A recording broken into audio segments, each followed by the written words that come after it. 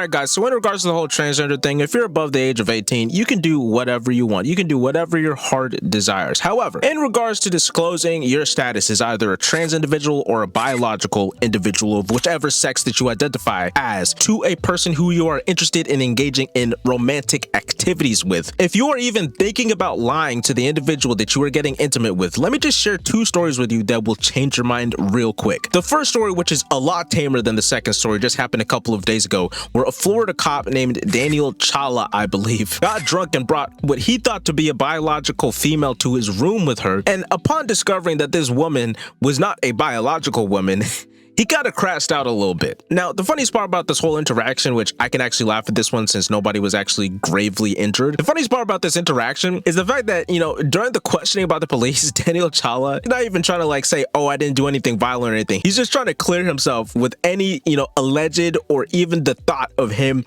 having sexual intercourse with a transgender individual. It's absolutely crazy to me. We came back to my place of residence. Okay. And that's it. And what happened inside? Nothing. You just stated that you did. I just kicked her out. Why did you kick her out? Because I didn't care for her. Why didn't you care for her? Because I didn't like her. Did something happen inside that made you...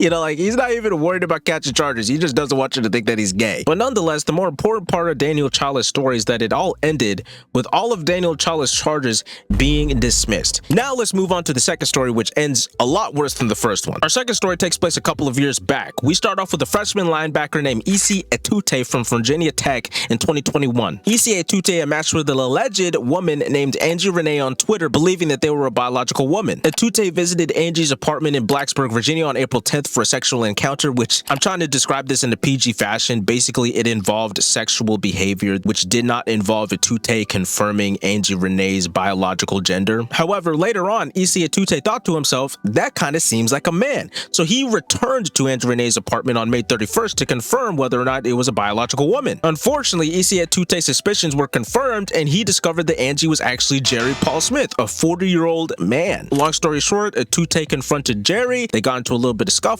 He punched and kicked Jerry and inflicted injuries that he did not recover from, to put it mildly. Etute was arrested on June 1st, 2021, and after a year-long court battle, he was acquitted of all charges. So guys, this isn't a political video or anything. This isn't me taking a side on the transgender debate, but I'm just letting y'all know, two court cases have set precedent saying that if a person lies to another person about their gender and the other person is not happy about what that person lied to them about, there's a good chance of them being acquitted of the actions they take afterwards. I'm not condoning those actions, but I'm just letting y'all know. But guys, were these court cases fair or not fair? You let me know what you think in the comments down below.